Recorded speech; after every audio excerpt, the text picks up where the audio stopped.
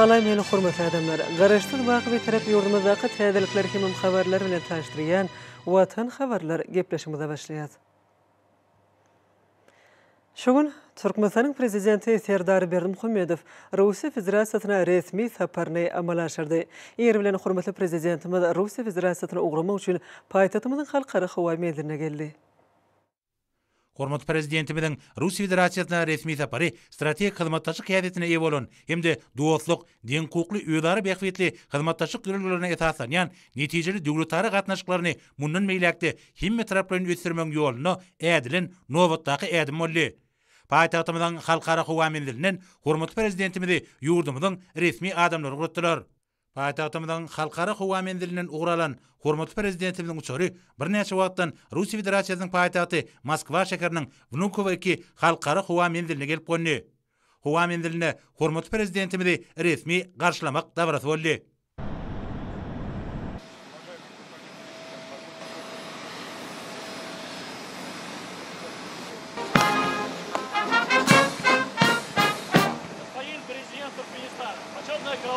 Отбой московского территориального гарнизона. Здесь вашего прибытия, столицы Российской Федерации.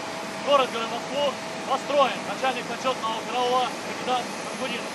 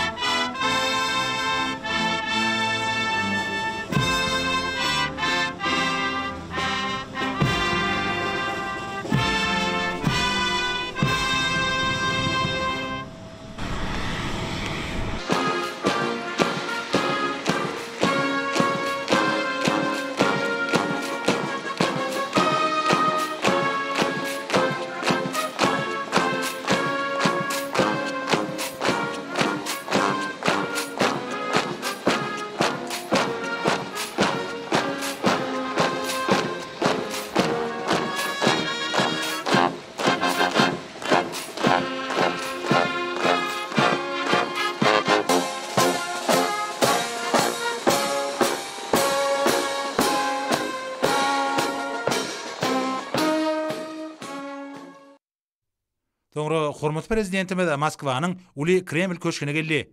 Bu ýerde döwlet başlarymyzy Russiýa Federasiýasynyň prezidenti Vladimir Putin mehirli garşylady.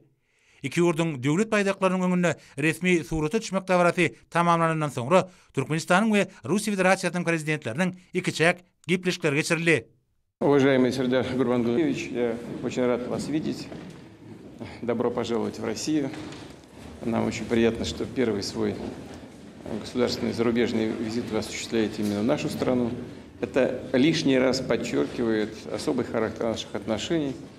действительно, благодаря вашему предшественнику на этом высоком посту, Гурбангулу Кулиевичу, мы продвинули наше взаимодействие на действительно стратегический уровень. Сегодня подпишем тоже очень важный документ, касающийся развития наших отношений.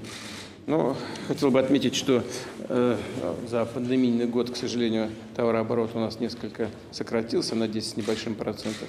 Зато сегодня, несмотря на все внешние сложности, за первый квартал увеличение больше 40%. И это очень серьезное движение вперед. Мы совсем недавно отметили юбилейные даты, в том числе 30-летие подписания дипломатических отношений. Развиваем отношения по всем направлениям.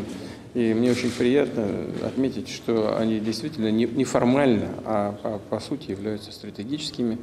Мы очень рады вас видеть. Добро пожаловать. И, конечно, в самом начале хочу вас попросить передать самые наилучшие пожелания предыдущему президенту, моему хорошему и доброму другу, с пожеланиями ему новых успехов и здоровья, естественно. Большое спасибо, уважаемый Владимир Владимирович. Прежде всего, хотел бы выразить вам свою признательность за ваше приглашение посетить Российскую Федерацию. Это мой первый визит в качестве президента Туркменистана в Российскую Федерацию. Также, пользуясь случаем, хотел бы поздравить вас и в вашем лице весь российский народ с наступающим Днем России и пожелать мира, благополучия и процветания. Уважаемый Владимир Владимирович, в этом году, как вы правильно отметили, отмечаем 30-летие установления дипломатических отношений между Туркменистаном и Российской Федерацией. За эти годы отношения между нашими странами успешно развивались по самому широкому спектру направлений.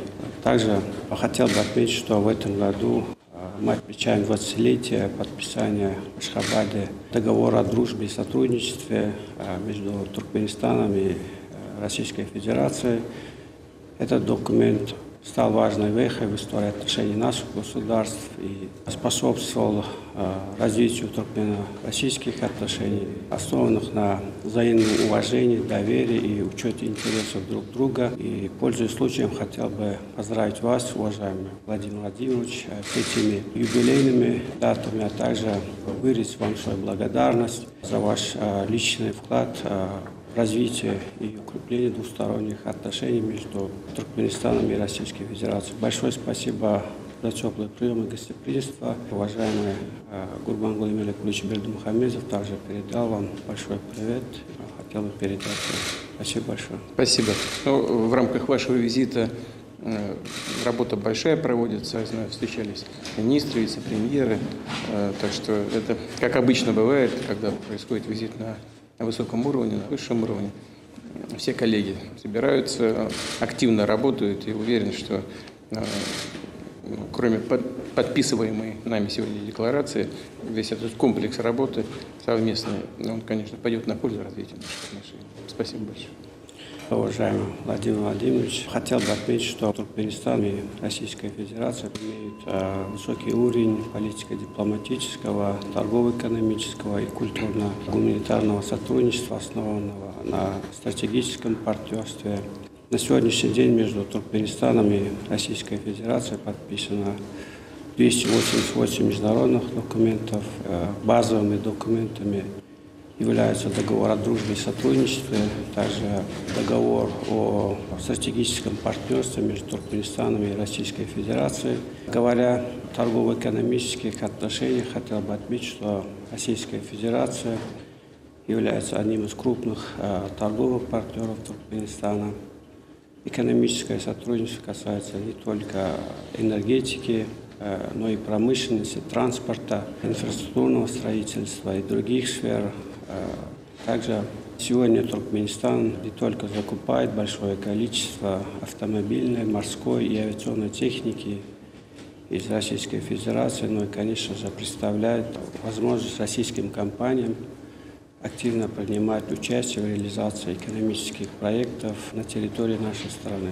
Также я хотел бы отметить, что одним из основных направлений двустороннего сотрудничества также является совместная деятельность в культурно-гуманитарной области. Прежде всего, это касается образования, культуры и здравоохранения. Важное место в двустороннем сотрудничестве занимает также и партнерские связи с регионами Российской Федерации. Хотел бы отметить успешное сотрудничество с Республикой Татарстан, Санкт-Петербургом, Астраханской областью и другими регионами Российской Федерации. Также одним из основных направлений двустороннего сотрудничества являются межпарламентские связи. Установились хорошие контакты между депутатами Меджлиса Туркменистана и членами Совета Федерации и депутатами Государственной Думы. Также хотел бы отметить успешное проведение первого межпарламентского форума и диалога женщин стран Центральной Азии и Российской Федерации, которые состоялись 12 и 13 мая этого года в Ашхабаде. Предоставил хорошую возможность для установления более тесного сотрудничества между законодательными органами наших стран. Уважаемый Владимир Владимирович, еще раз хотел бы отметить, что Туркменистан уделяет большое внимание сотрудничеству Российской Федерации. И, пользуясь случаем, хотел бы пригласить вас посетить Туркменистан с официальным визитом в любое удобное для вас время. И еще раз большое спасибо за теплый прием и гостеприимство. Спасибо. Я обязательно воспользуюсь вашим приглашением. Gepleşiklerin barşına taraplar iki ýurdun arasyndaky strategik hyzmatdaşlygy çuňlaşdyrmak gatnaşyklaryna ıgrarlydyklaryny tasdikladylar.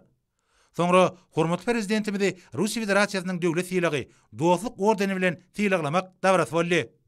Уважаемые друзья, коллеги, дамы и господа, мы с большим удовольствием принимаем господина Бердымухамедова, который находится в России со своим первым официальным зарубежным визитом в качестве президента Туркменистана.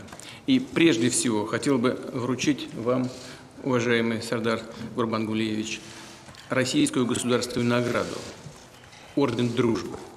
Как сейчас во главе государства, так и до избрания на пост президента вы последовательно выступали и выступаете за развитие дружественных, по-настоящему тесных партнерских отношений с Россией. На различных государственных должностях лично участвовали в подготовке и реализации ряда совместных инициатив и важных соглашений.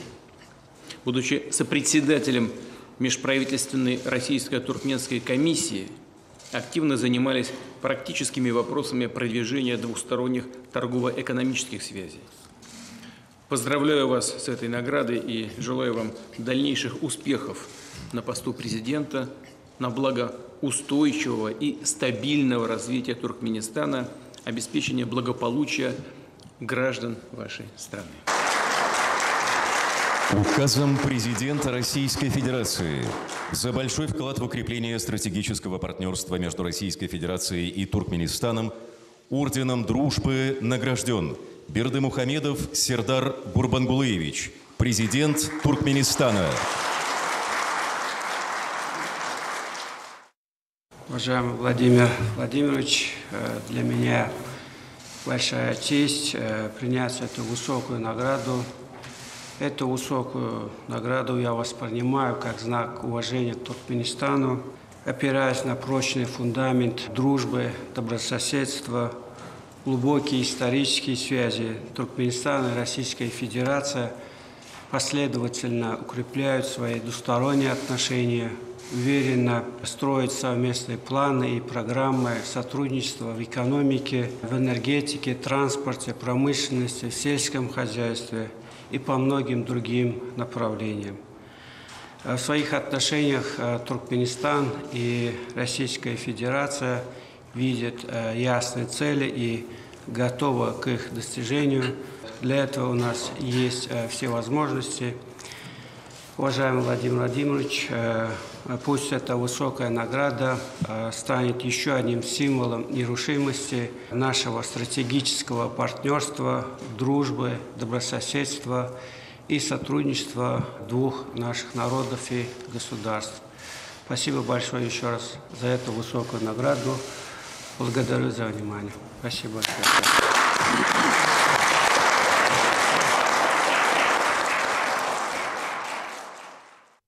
Sonra iki taraplan resmi namalara gol çekmekte barası boldy.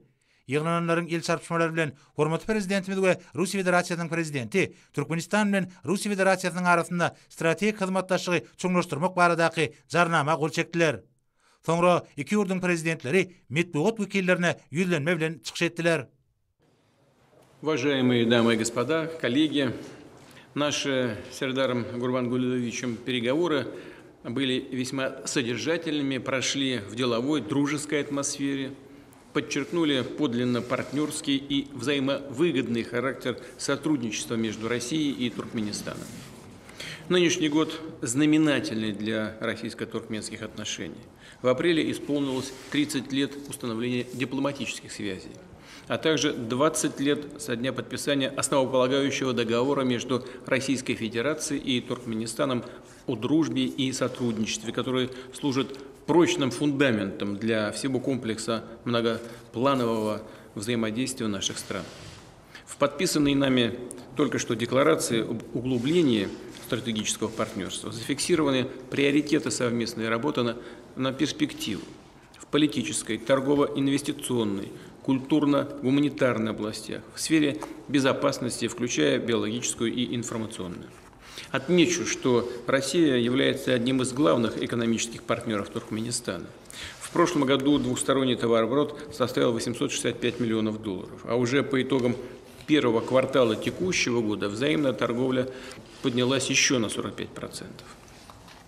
Над диверсификацией товарных и инвестиционных обменов и инвестиционных возможностей, диверсификацией возможностей по этому направлению продуктивно работает Межправкомиссия, Российско-Туркменская комиссия по экономическому сотрудничеству. Не так давно Ашхабад посетил ее российский сопредседатель для обсуждения перспективных совместных проектов и расширения практики использования национальных валют во взаиморасчетах двух стран. Одной из ключевых отраслей двустороннего партнерства традиционно является энергетика. И энергетической тематике мы уделили сегодня особое внимание. С обеих сторон была высказана заинтересованность в установлении взаимодействия по линии профильных ведомств России и Туркменистана в поддержке инициатив деловых кругов, которые нацелены на продолжение реализации взаимовыгодных начинаний. Упомяну, в частности, что «Газпром» сотрудничает с концерном «Туркменгаз» по организации экспорта газа из Туркменистана в рамках долгосрочного контракта, предусматривающего возможность закупок России газа в Туркменистане. «Лукойл» ведет переговоры об условиях участия в качестве оператора проекта освоения нефтегазоконденсатного месторождения Дастлук в Каспийском море. Давно и успешно в Туркменистане работает Татнефть, занимающаяся ремонтом и обслуживанием нефтяных скважин. Внедрение современных российских технологий позволило значительно повысить производительность нефтепромыслов, создать новые рабочие места. Интерес к реализации проектов в Туркменистане проявляют и другие крупные российские энергетические и индустриальные компании. На переговорах затрагивалась и такая важная тема, как дальнейшее развитие промышленной кооперации. Было констатировано, что успешно осуществляются целый ряд крупных совместных проектов. Среди них упомяну сооружение для Туркменистана Объединенной судостроительной корпорации многоцелевого сухогруза. Туркменской стороне уже передано 2 скоростных пассажирских теплохода. В планах строительства нескольких грузопассажирских паромов. Российский Трансмаш-холдинг изготовил для железных дорог Туркменистана 2 тепловоза. В марте заключен контракт еще на 5 таких машин. Расширяются поставки на туркменистанский рынок продукции КАМАЗа. В прошлом году поставлено порядка 2000 грузовиков. Открыт новый учебный центр компании в городе Туркменбаши. С обеих сторон была высказана готовность к реализации новых масштабных инициатив в строительной области. К слову, в Туркменистане с успехом работает российская компания «Возрождение». Господин президент положительно отозвался о ее работе, которая за последние 10 лет построила объекты дорожно-транспортной инфраструктуры на общую сумму более $1,5 миллиарда. А сейчас возводят систему селезащитных сооружений рядом с Ашхабадом. Работа завершается. Вызывает удовлетворение, что Россия и Туркменистан по-партнерски сотрудничают в борьбе с распространением коронавирусной инфекции. В прошлом году туркменской стороне было поставлено 330 тысяч комплектов вакцины «Спутник Ви». В январе нынешнего года 800 тысяч доз «Спутника Лайт», из которых 300 тысяч на безвозмездной основе. Условились с президентом Туркменистана и далее способствовать всестороннему развитию двухсторонних гуманитарных контактов между нашими гражданами, поощрять научные, образовательные, культурные и спортивные обмены. Мы признательны руководству Туркменистана за бережное отношение к русскому языку и русской культуре. В Ашхабаде уже 20 лет успешно функционирует совместная российско-туркменская средняя школа имени Пушкина, одно из ведущих учебных заведений в стране с обучением на русском языке, где преподавание осуществляется по российским государственным образовательным стандартам и учебникам. Господин президент высказал заинтересованность в расширении этой школы, за что я ему очень благодарен. Будем всячески этому содействовать. Кстати, Россия активно содействует Туркменистану в подготовке высококвалифицированных кадров различного профиля. Популярность среди туркменской молодежи российского образования стабильно высокая. Сейчас в нашей стране обучается свыше 30 тысяч студентов из Туркменистана. Из них более 4,3 тысяч на бюджетной основе. И вот господин президент высказал идея очень хорошая, мы, конечно, ее поддержим, создать и совместный российско-туркменистанский университет. В ходе переговоров, разумеется, также затрагивались наиболее актуальные региональные и международные проблемы. По большинству из них позиции наших государств традиционно близки или совпадают. Хочу подчеркнуть, Россия с уважением относится к нейтральному статусу Туркменистана, к стремлению руководства страны содействовать устойчивому и стабильному развитию в Центральноазиатском регионе и мире в целом. Исходя из этого, будем и далее сотрудничать на многосторонних площадках. Благодарны туркменистанским партнерам за последовательную поддержку многих российских инициатив в Организации Объединенных Наций, в том числе направленных против попыток героизации нацизма и фальсификации истории. Приветствуем растущий интерес туркменских коллег к интеграционным процессам, развивающимся по линии Евразийского экономического союза и Шанхайской организации сотрудничества. С участниками Евразес и ШОС Туркменистан связывают тесные торгово-экономические отношения.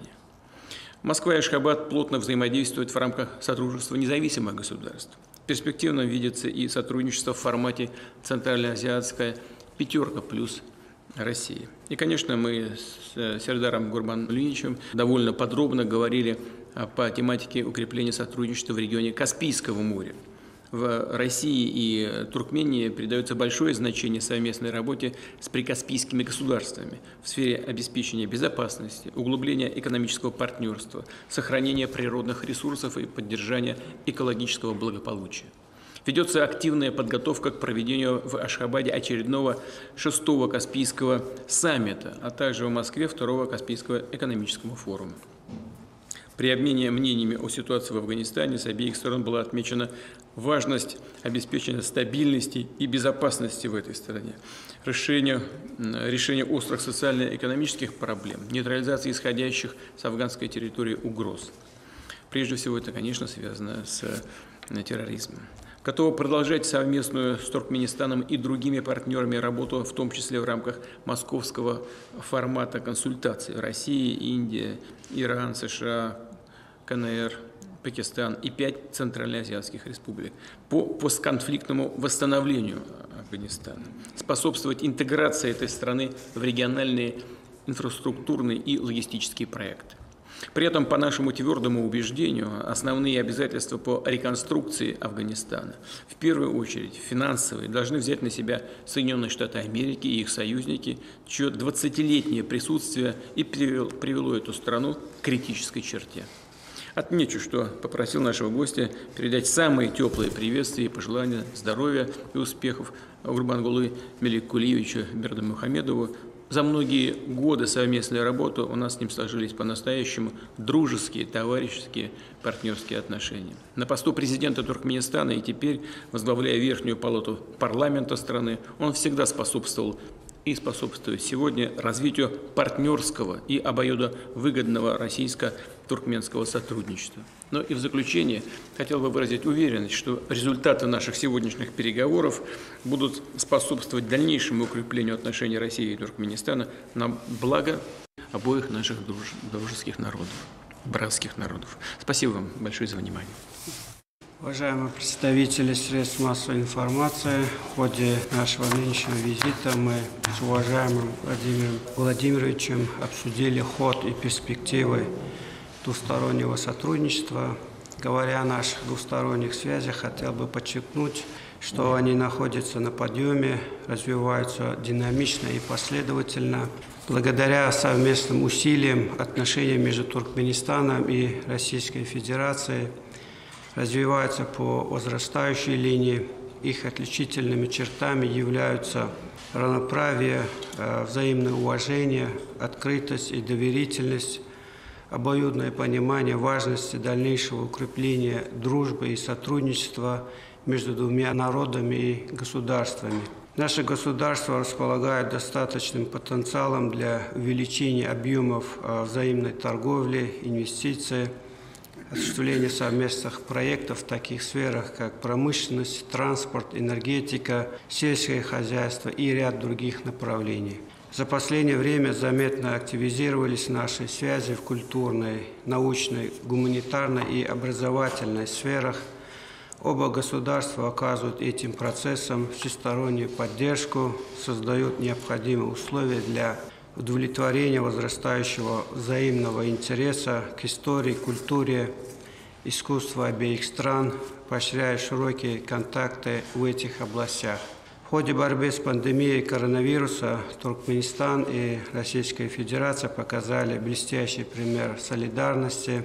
Мы признательны руководству Российской Федерации за оперативный отклик на наш запрос о поставках вакцины, лекарственных средств, медицинских материалов в поддержку граждан Туркменистана, оказавшихся на российской территории в этот сложный период. Был подписан пакет двусторонних документов по актуальным направлениям сотрудничества. Убежден, что нынешняя встреча даст серьезный импульс нашему стратегическому партнерству, создавая новые возможности для укрепления и развития политических, торгово-экономических и культурно-гуманитарных связей.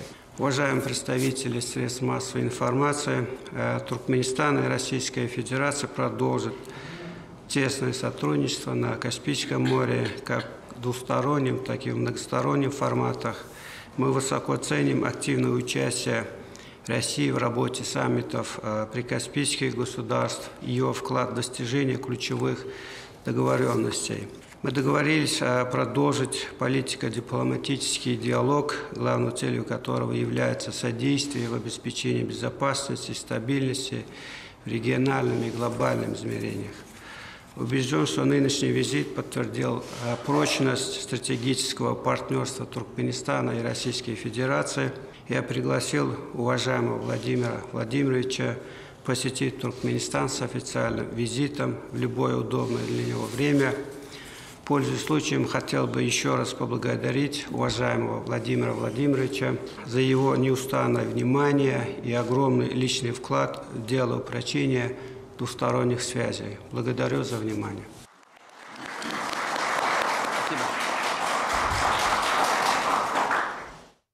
Sonra hormat prezidentimiz Aleksandrov bagına yerleşen yadgarlyk töplümüne geldi. Döwlet başlarymyz 1941-45-nji ýyllaryň beýik watançylyk gurşunyna janlaryny gurban eden gahrymanlary pire hormatyň nişany hökümini näwelli eskeriň gowarynyň ýanynaky baky oda güllesesini goýdy.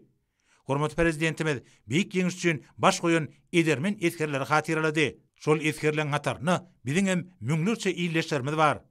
Bu ýerde Türkmenistanyň döwlet senati ýanlandy. Ýadgarlygyň öňünden hormat garawalynyň eskerleri dabaraly ýürüýüşden geçdiler.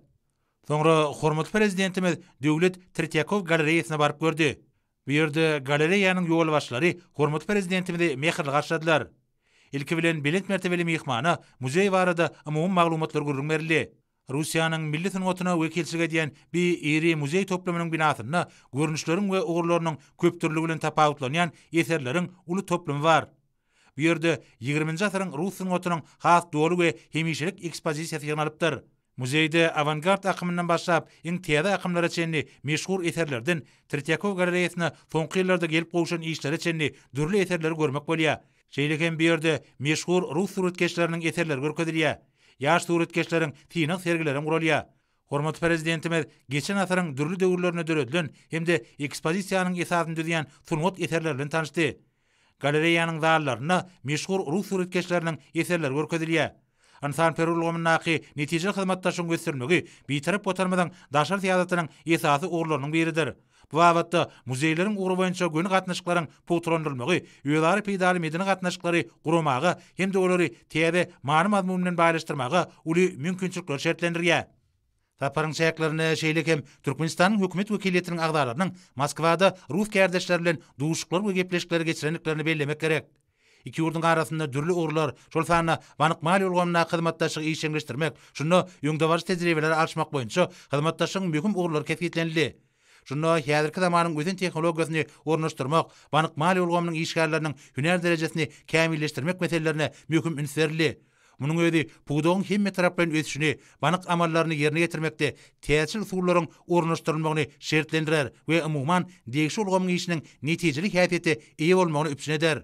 Duşun başına Türkmenistan hökümeti bilen Rusiýa Federasiýasynyň hökümetiniň arasynda daşary ykdysady işe gatnaşyjylar tarapyndan şübheli mali amallaryny amala aşyrmagyň öňüni almak, ýüze çykarmak we ýok etmek hakyna alalaşyk. Hemde Türkmenistanyň Merkezi Banky bilen Rusiýa Federasiýasynyň Merkezi Bankynyň arasynda bank gödäwçiligi wagtda ýödary düşünşmek hakyndaky ähtnama gol çekildi. Şeýlekem geçirilen duşuklaryň dowamyny bilim ulgamynaky iki tarapdan hyzmatdaşlygy işleňleşdirmek meselelerini garaly. Ma'lum bolýary, türkmen ýaşlarynyň Rusiýa Federasiýasynyň awraýly ýokary okuw mekdeplerine bilim almaklary, bu ýurda tejribe alşmak we hyzmatdaşlyk etmek wezipeleriniň çözgüdüne döwlet derejesinde ähmiýet berilýär. Munyň özi ilim bilim ulgamyna gatnaşyklaryň hil taýdan täze derejeye çykmagyny şertlendirýär. Duşukda Magtumuladynaky Türkmen Döwlet Uniwersiteti bilen Astrahan Döwlet Uniwersiteti ýokary bilimiň federal döwlet büdjet bilim idarasynyň arasynda hyzmatdaşlyk etmek hakyndaky alalaşyga Türkmen Owagçylyk Institutunyň Owagçylyk ilmi öňümçük merkezi bilen Şahalçylyk Federal ilmi merkezi, Federal döwlet büdjet ilmi idarasynyň arasynda ilmi hyzmatdaşlyk hakyndaky ähtnama. Türkmenistanyň Owagçylyk we Daşky Urşaw Goramak Ministrliginiň Daşky Urşaw Goramak gullygynyň çöller, öýtemlik we haýwanat dünýäsi Milli Institutu bilen Kostяков adynaky bütün Rusiýa Hidrotenka we Melioratsiýa ilmi barlygy institutynyň arasynda ilmi barlygy hyzmatdaşlyk hakynda alalaşyk, bilim we ilim ulgamlaryny netijeli hyzmatdaşlygy işleňleşdirmäge gönükdirlendir. Türkmenistan soňky ýyllarda halkara geňişligine sagdynlygyň we ruhiyetliň ýurt hökümine karar edildi. Şunda köpçülüklerin beden terbiýe we ýokary netijeli sportu möhüm ornuň degişdigini bellemeliler. Gönnün göni arkadagy serdarymyň tagallady bilen ýurdumyzda halkara derejeli täýärlençileriň götürgenleriň taýýarlanmagyna möhüm üns berilýär. Bu ýurda ýoly goýulan halkara hyzmatdaşlyk gatnaşyklary sportuň gösterilmegine bolýarly, halkara derejeli ýarşlaryň geçirilmegine de oňyň täsirini ýetirýär. Duşukda Türkmenistan hökümeti bilen Rusiýa Federasiýasynyň hökümetiniň arasynda sport babatda hyzmatdaşlyk etmek hakynda alalaşygy durumşa geçirmek boýunça 2022-nji 2024-nji ýyllar üçin hereketleriň meýilnamasyna gol çekildi.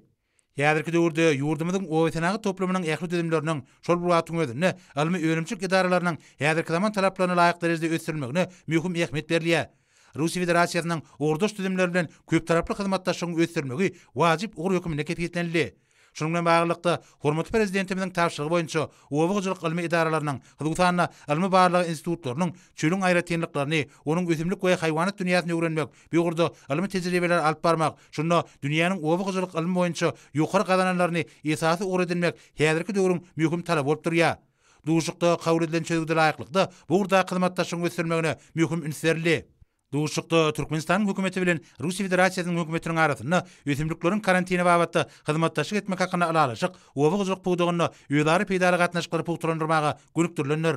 Bir karar döwletiň täze ýamynyň galkynçy döwrüne, ýurdumyzyň dürli künjeklerini giňmeçerli gurulşyk işleri alınıp barlýar.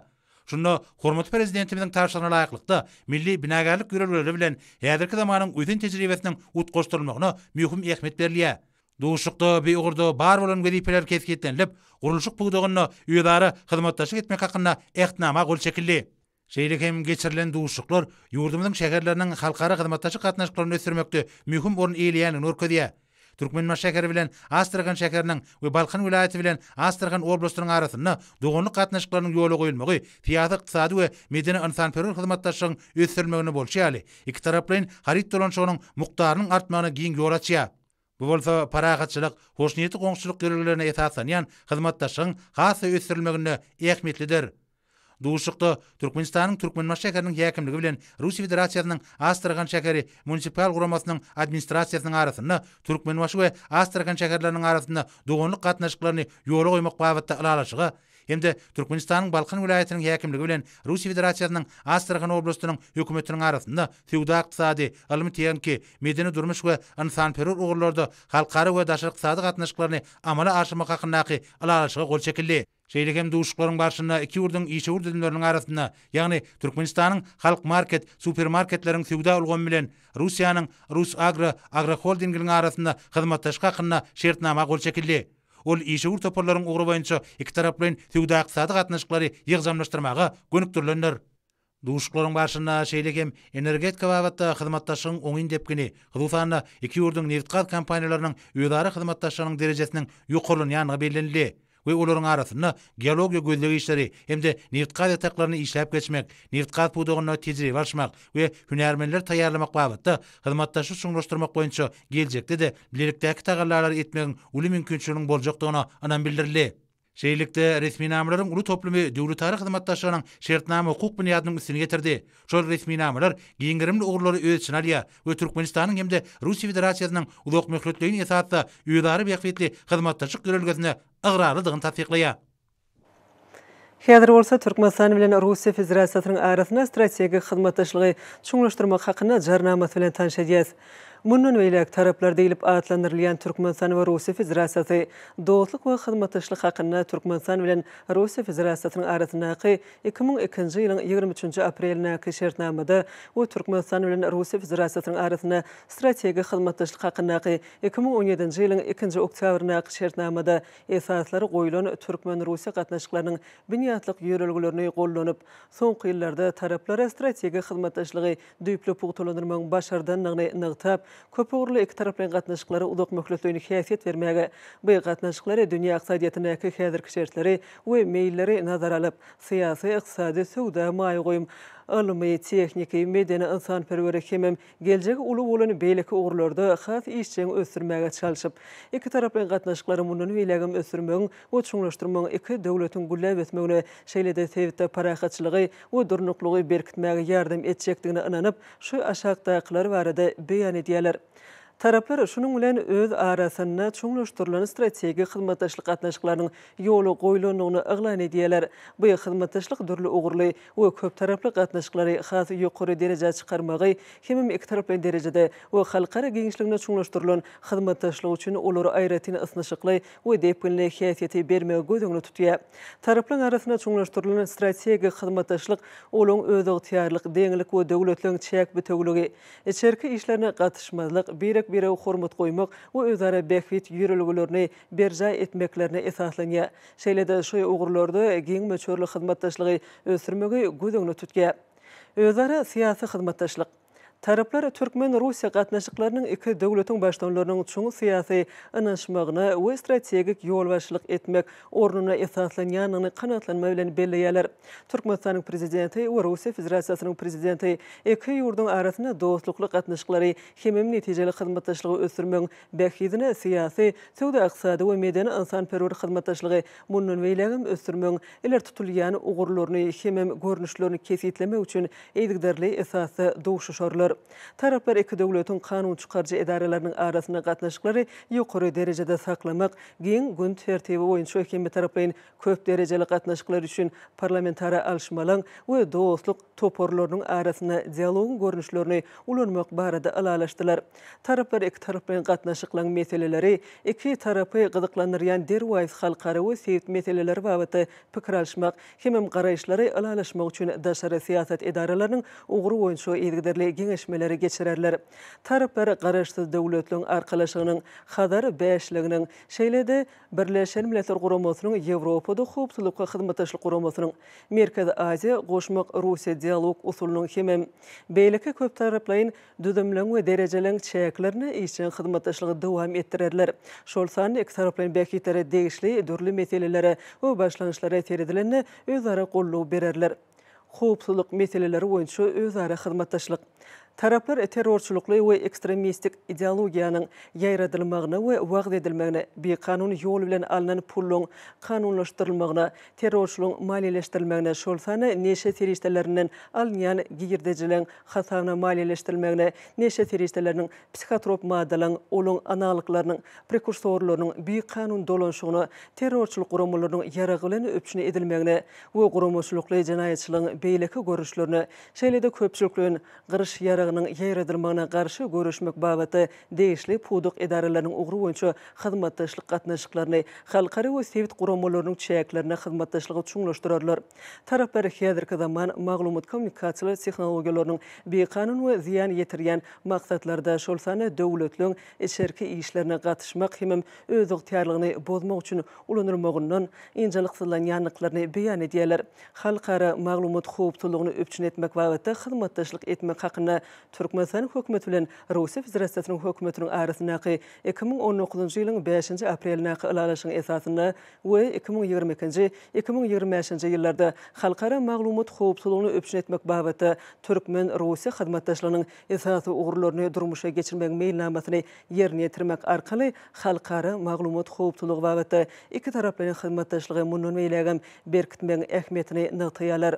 Taraplar sewit we ähli derejelerde ilkinji nowatda bolsa Birleşen Milletler Guramasynyň çäklerine halkara maglumat howpsuzlygyny öpçün etmek boýunça netijeli hyzmatdaşlyk etmegi maksat edinýänliklerini tasdiklaýarlar.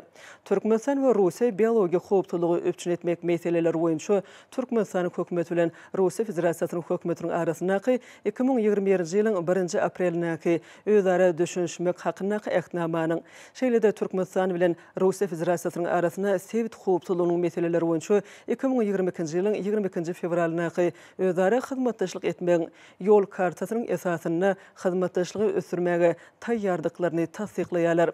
Taraplar bir tarapyň çäkleriniň beýleki tarapyň howpsuzlygynyň ziýanyna ulanylmagyna ýol bermeýärler. Hukuk meseleleri boýunça hyzmatdaşlyk. Taraplar bar bolan şertnama hukuk binýadynyň esasyna raýat maşgula we jinaýat işleri boýunça hukuk kömegini bermek babatda atnaşykly hyzmatdaşlygy dowam etdirerler. Türkmenistan we Russiýa gümrük we salgyt gulluklarynyň zähmet we iş bilen öpçünçilik edaralarynyň şeýlede migrasiýa ulgamynyň edaralarynyň özara hyzmatdaşlyk etmeginiň çäklerine hukuk meseleleri boýunça tejribe alşmagy giňiltmäge taýýardyklaryny beýan edýärler. Taraplar iki taraplaryň we köp taraplaryň derejelerde halkara gatnaşyklarynyň şertnama hukuk esaslaryny berkitmäge gönükdirilen bilelikdäki tagallalary dowam etdirerler. Söwda ykdysady hyzmatdaşlyk. Taraplar ykdysady hyzmatdaşlyk boýunça hökümetara Türkmen Rus toporunyň çäklerini işleri güýçlendirmege dowam etdirerler. Taraplar ýakyn ýyllarda maýgoýum hyzmatdaşlygyny depkinle çuňlaşdyrmak, özara söwdanyň möçörlerini artdyrmak we ony giňeltmek şeýlede oň ösmegini bökdüýän päsgelçilikler aradan aýyrmak üçin bilelikde tagallalary ederler. Taraplar owa hojalygynyň we Türkmenistanyň we Russiýanyň owa senat toplumlarynyň ugry boýunça gatnaşyklary ýetgiderli ösürmek babatda hyzmatdaşlygy iterge bermegi hemem şol sany iki ýurdun bazarlaryna owa hojalyk we azyk önümlerini iýermek, möçörlerini artdyrmagy hemem iýerleýän önümleň görnüşlerini giňeltmegi maksat edinýärler. Taraplar senat korporasiýasyny ösürmäge iler tutup üns bererler we bilelikdäki taslamalar amlaşdyrmak arkaly uzak möhletli özara bähitli gatnaşyklary giňeltmegi maksat edinýärler. Taraplar awtomobil we ýürütüleşdirilen tehnikalary, tur we önümlerini şeýlede energetika enjamlaryny özara iýermek babaty Türkmen we Russiýa kompaniýalarynyň hyzmatdaşlygyny gollaýarlar. Taraplar iki döwletiň çäklerinde göýük mewe önümleriniň logistik we lomoy paýlaýyş merkezlerini döretmek boýunça bilelikde tagallalary ederler. Taraplar iki döwletiň telekeçileriniň arasynda göni gatnaşyklary giňeltmek maksady bilen Türkmenistan we Russiýa Federasiýasynyň söwda senat edaralarynyň işine gollaw bererler. Taraplar Ýewraziýa ykdysady birleşiginiň mümkinçiliklerini ulanmak bilen söwda ykdysady hyzmatdaşlygy işleňleşdirmegi maksat edinýänliklerini beýan etdiler. Ulug babatda hyzmatdaşlyk. Taraplar iki yurt qatnaşıcıları bolup duruyan hareket ediyen alalaşıkları layıklıkta Türkmenistan'ın Ministri Kabinetinin yanınaqı Ulug ve Kommunikatsiyalar Agentliğinin ve Rusiya Federasyasının Ulug Ministerliğinin neticeli xizmatdaşlığını qollayalar. Taraplar yurtların arasında hava qatnawlaryny munun eýlegem ösürmek üçün raýat aviasiyasy ulgamyna işçen xizmatdaşlyk ederler. Taraplar avtologda milli daşaýjylary üçün amatly şertleri döretmek maksady bilen halkara avtomobil qatnawlary babatda ýakynan xizmatdaşlyk etmege taýýardyklaryny beýan etdiler. Energetika babatda xizmatdaşlyk. Taraplar energetika babatda xizmatdaşlygyň oňyn depkinine hususan iki ýurdun neft-gaz kompaniýalarynyň özara xizmatdaşlygyň derejesiniň ýokurlanýanyny belediler we olaryň arasynda geologiýa gözlük işleri hemem neft-gaz ýataklaryny işläp geçmek, neft-gaz pudogyny tejribe alşmak we hünärmenleri taýýarlamak babatda xizmatdaşlygy çoňlaşdyrmak boýunça belelikde tagallalar ederler. Taraplar energiýanyň netijelerini ýokurlandyrmak Türkmenistana bar bolan elektrik energiýasynyň generasiýasy desgallaryny döwrüwaplaşdyrmak we täze desgallaryny gurmak boýunça taslamalan çäklerinde özara xizmatdaşlygy geňiltmäge taýýardyklaryny belediler. Sevtary xizmatdaşlyk.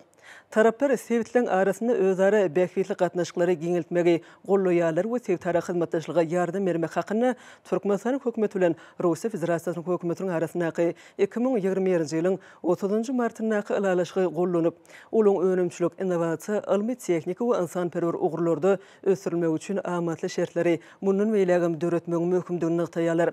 Taraplar sergi ýarmarka çärelerini, eşawurlar hereketlerini özara gatnaşmak, ýerlemege hödürlenýän önümler baradaky maglumatlary desin alşmak, taraplaryň çäklerine bellige alynan täjirçilik gatnaşyklaryny ýoly goýmagy gyzyklanma bildirýän kärhanalar baradaky maglumatlary alşmak arkaly Türkmenistanyň administratiw çäk birleşmeleriniň we Rusiýanyň subyektleriniň olaň hojalygy ýüredijileriniň arasynda göni sowda iqtisady gatnaşyklary çoňlaşdyrmagy dowam etdirerler.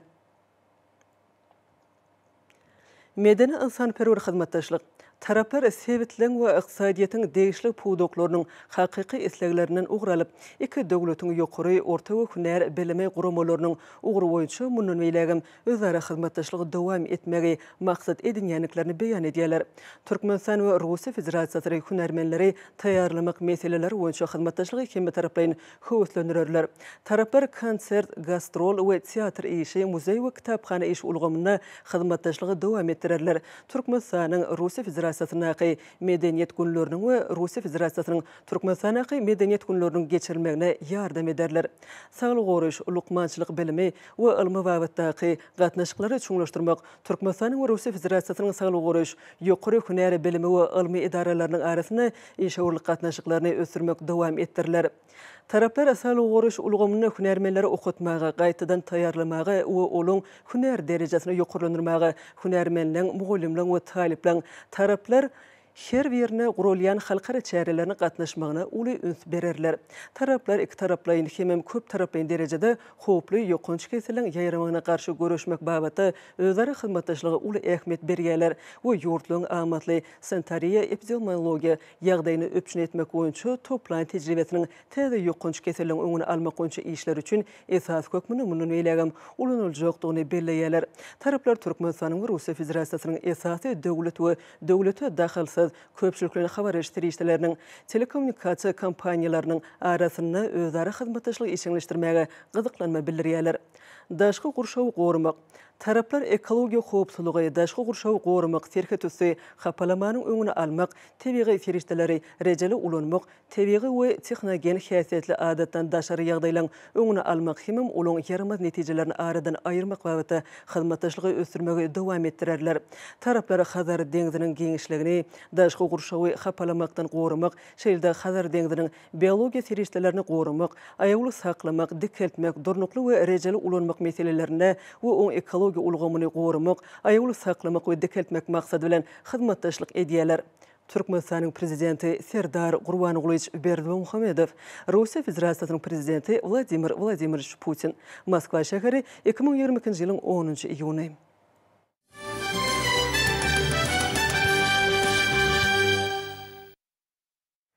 Hormatly prezidentimiz Serdar Berdimuhamedov, Portugaliya Respublikasının prezidenti Marcelo Rebelo de Sousa ve yurdun ähli halkyna milli bayram Portugaliyanın günü münasibetli tüýsürükden gutlaklaryny we iňgo arzuwlaryny iýerdi.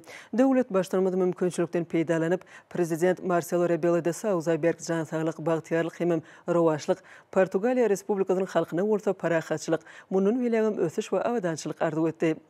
Hormatly prezidentimiz Serdar Berdimuhamedov Türkmenistanyň halkynyň we hökümetiniň adyna şeýlede hut öz adynan Gretsiýa Respublikasynyň prezidenti Hanym Katarina Sakalaropoula we ýurdun ähli halkyna Türkmenistan bilen Gretsiýa Respublikasynyň arasynda diplomatik gatnaşyklaryň ýoly goýulmagynyň 30 ýyllyk münasibetli tüýsürükden gutlaklaryny we iňgo arzuwlaryny iýerdi.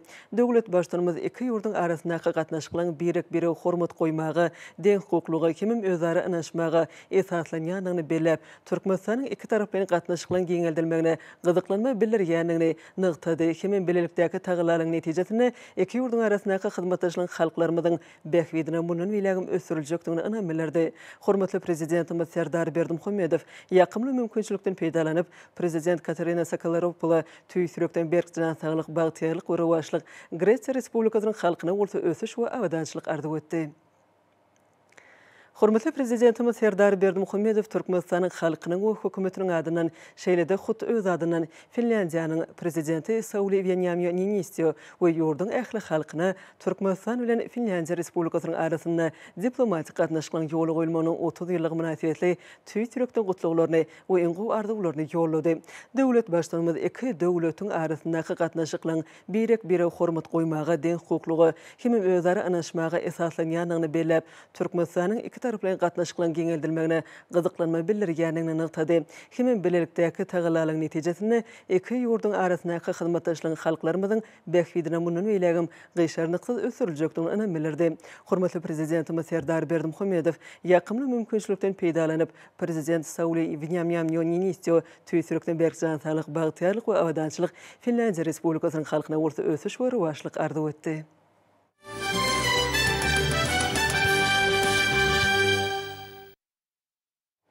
Ine bolsa hormatly prezidentimiziň Türkmenistanyň Harby Akademiýasynyň, Türkmenistanyň Goranmak ministriniň, Beýik Sapar Murat Türkmenaş adynaky Harby institutynyň, Türkmenistanyň Goranmak ministriniň Harby Deňiz institutynyň, Türkmenistanyň Serhat institutynyň, Türkmenistanyň Milli Howpsuzlyk institutynyň, Türkmenistanyň Içeri işler ministriniň institutynyň we Murat Garyf adynaky Türkmenistanyň Döwlet Lukmançylyk Universitetiniň Harby Lukmançylyk fakultetiniň uçurumlaryny, serkerdelerini we professor mugallimlerini iýeren gutlaw bilen tanşadýas. Mehriban uçurumlar.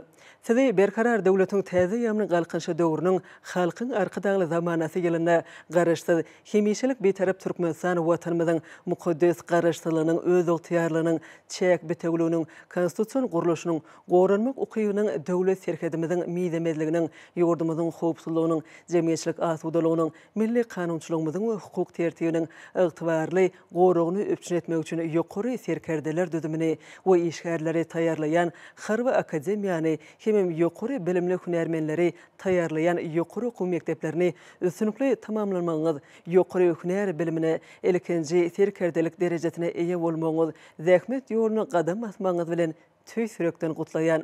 Gadamlaryňyzyň batly, boýtunçly başlaryňyzyň belent bolmagyny, geljekde özüňize ynanyljak jogapkärlik wezipelerde uly üstünliklere ýetmeňizi arzuw edýän.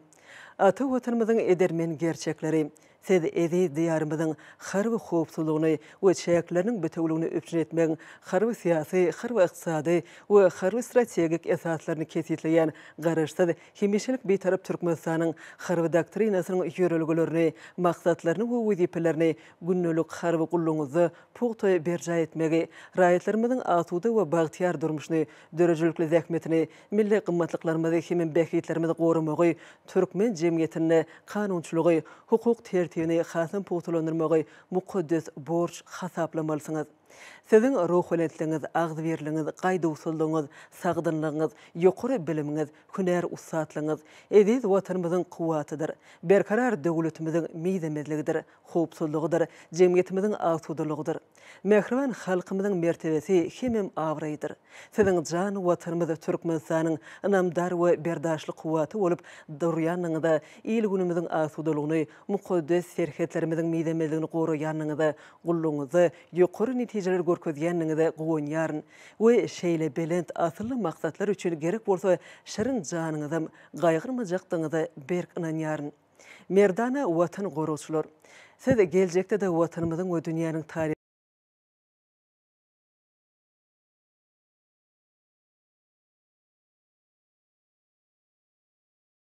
münasip dowam etdirmeliňiz.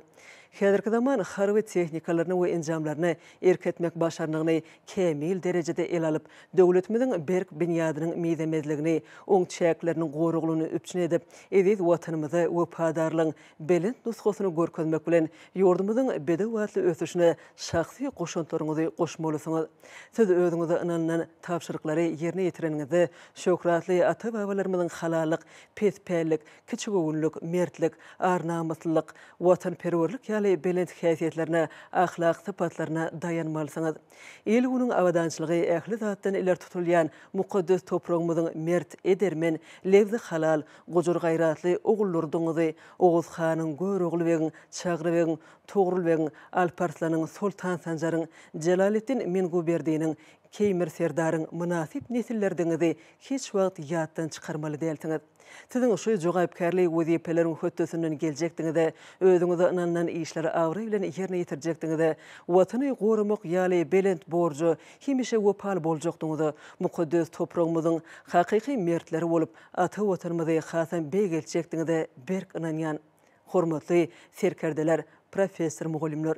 Bilimi teşne ýaşlaryň bilim başarnyklaryny kemilleşdirmek, hemem hüner derejelerini ýokarlandyrmak, okutmagyň döwri we usullaryny halkara tejribeleň häzirki zaman gazananlary bilen utgaşdyrmak, olaň hüner bilimleriniň nazary we amaly usullaryny dogry gurap bilmek ustatlygyny artdyrmak, har we syýasy düşünjelerini hasam baýlaşdyrmak, ilmiň we tehnikanyň sany ulgamyň mümkinçiliklerine daýanyp, har we hünerleň dürli ugurlary boýunça bilim sowat bermek siziň esasy wezipeňizdir. Siziň geljekde de bu jogaýpkärlik wezipeni uly awry bilen ýerine ýetirip, ilmli, bilimli, pek ahlakly, beden taýdan sagdyn, ruhy taýdan kemil watançylary terbiýelep ýetişdirjekdiňizde put inanýan ediz uçurumlar.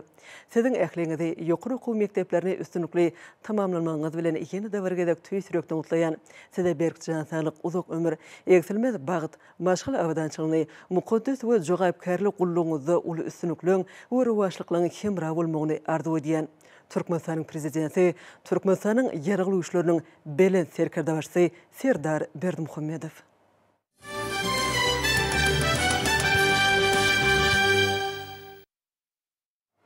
Hormatly prezidentimiň daýhanlar edýän bimeçör kömegine hemem himayet golluglaryna ruhlar galkynan gallaçy käreneçilerimiz halkyň arka dagly zamanasy ýylyna türkmeniň goşgorsak ak buğdoýunyň bereketli hatyny kemale getirdiler.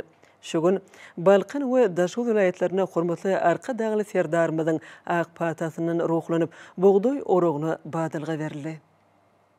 Halkyň arkadagly zamanasy ýylynyň gally oroguna badalga bermek dawarasy bereketli Balkan welaýatyna seher şapagynyň dogan purtatyndan ýokary guramaçylyga ýe boldy.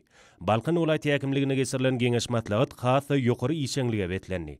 Matlagatda welaýatda ýaýbanlandyrylan owu hujuluk özgertmelerini üstünlikle amala aşyrmak, gally orogyny öz möhletini ýokary hile geçirip, ýetişdirilen bol hasylyk ýysgy wagtda isripsiz ýygnap almak, tehnikalaryň giýje günüňiz bökdönçde işledilmegini üpçün etmek hemde jogapkärli owu hujuluk möhkemi bilen bagly bolan beýleki wajyp meselelere seredildi.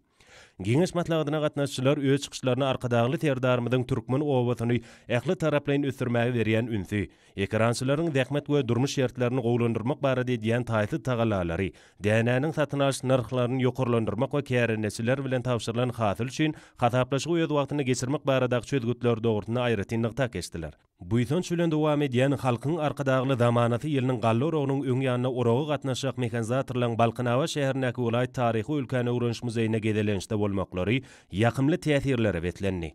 Soňra gally orogynyň başlanmagy münasibetli dawralar Balkan welaýatynyň Serdar etrawynyň Paraw daýhamyrlaşygynyň bereketli gally meýdanyna dowam etdi.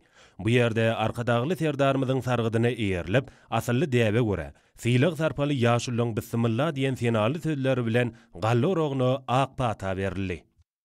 Bismillahirrahmanirrahim. Allahümme enzilni munzilen mübareke ve ente hayrul munzilin. Ey Allah'ım, berkarar döwletimiziň täze eýýamynyň galkynyşy döwründe, halkyň arkadagly zamanasy ýylynyň bu sähetli gününde hormatly prezidentimiz Hacı Arkadağlı Serdarmyň gallı oroguna beren ak patasyndan ruhlanyp gallı oroguna girişýän Balkan vilayetimiziň zähmet söýür Agdybir daýhallaryna Baba daýhan ýar bolup Dawud peýgamber howandar bolup Allah Tagallanyň özü bereketini eçilip edermen daýhallarymyzyň keramatly ene yerden ihlas bilen yetişdiren döwletimiziň baýlygy, halkymyzyň rızkaly, taçagymyzyň bereketi bolan guşgurtok ak buğdaýmyzy öz wagtynda ýetkisiz ýygnap, watan harmanyny tawşyryp, watan öňündäki galla borçnamalaryny artygy bilen ýerine ýetirip, hasyl toýuna, ul üstünlükler, awray bilen barmaklygy beýik bir waryň özi ähli baba daýhallarymyza miýesser eýlesin. İlimiz azuda, yurdumuz parahat, halkymız agdybir, ýyllarymyz bereketli, taçaklarymyz rızkal döwletli bolsun. Ey Allah'ım, hormatly prezidentimiz Hacı Arkadağlı Serdarmyzyň belent baş hemişe aman bolsun. Amin ya rabbel alamin. Çäjiňizde bereket edermen gallaçylar. Çäjiňizde bereket edermen gallaçylar. Çäjiňizde bereket edermen gallaçylar.